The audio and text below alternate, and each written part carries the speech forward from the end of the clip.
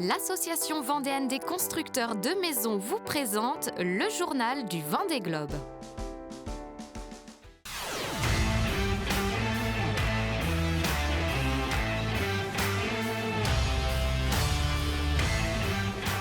Le défilé des IMOCA de retour au Sables d'Olonne bat son plein. Ils sont désormais 19, dont un hors course à avoir regagné Port-Olona.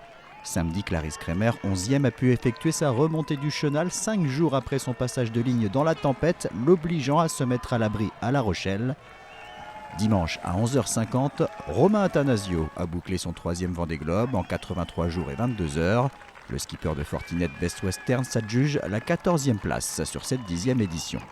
Une fois qu'on passe la ligne d'arrivée, il n'y a plus de pression, tout va bien quoi. En fait on a réussi, on passe 3 mois à se demander à quel moment tout va nous péter à la figure, à quel moment on va être obligé d'abandonner, à quel moment tout va partir en vrille, à quel moment on va... Même encore jusqu'à ce matin j'avais peur de démater tu vois. Donc une fois que la ligne est franchie, ça y est, tu te dis voilà, il ne peut plus rien m'arriver maintenant. Alors là ça c'est le bonheur.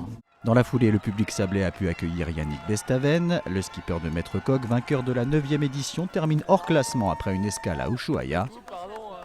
Dans le même temps, Arnaud Boissière, ami d'enfance de Yannick Bestaven, s'est retrouvé contraint d'annoncer officiellement son abandon.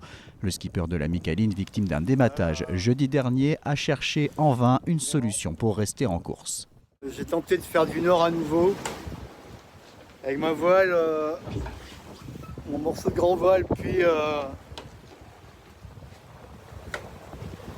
mon foc à l'avant.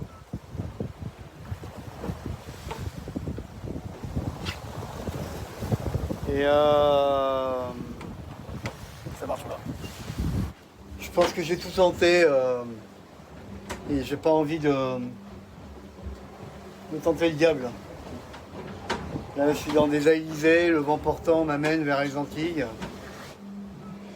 Je pense que, en tout cas, mes enfants peuvent être sûrs de moi parce que je pense que j'ai tout essayé. Ce lundi, Damien Seguin a ouvert le bal des arrivées de la semaine. Sur son IMOCA Groupe à Piscille, il termine son 2e Vendée Globe à la 15e place après 84 jours et 20 heures de course. Je ne sais même pas comment l'expliquer, mais c'était fini, passer la ligne. Ça fait quand même quelques jours que j'attends ce moment-là et plus ça allait, plus ça se retardait. Donc ouais, ça fait du bien, ça se termine.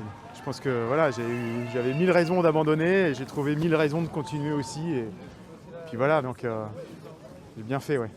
On a assisté ensuite à un incroyable sprint final entre 3 skippers, avec en jeu pour 2 d'entre eux la première place des bateaux à dérive. Et c'est Benjamin Ferré sur Monoyer duo For a Job qui l'emporte. Il termine 16e en 84 jours et 23 heures, avec seulement 15 minutes et 50 secondes d'avance sur l'IMOCA Lazare de Tanguy le Turquet. Et seulement 20 minutes après, c'est Alan Roura sur Hublot qui franchit la ligne. Pour son 3e Vendée Globe, le Suisse termine 18e. Les arrivées vont encore s'enchaîner ces prochaines heures. Isabelle Yoshke est attendue entre 20h et 23h. Elle devrait être suivie de Jean Le Cam entre 23h et 1h30 du matin.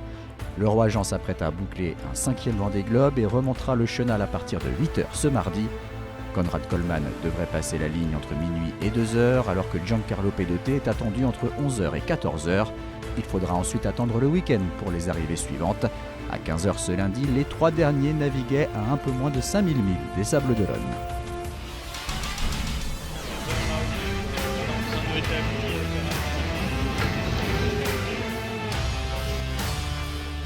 C'était le journal du Vendée Globe par l'Association vendéenne des constructeurs de maisons.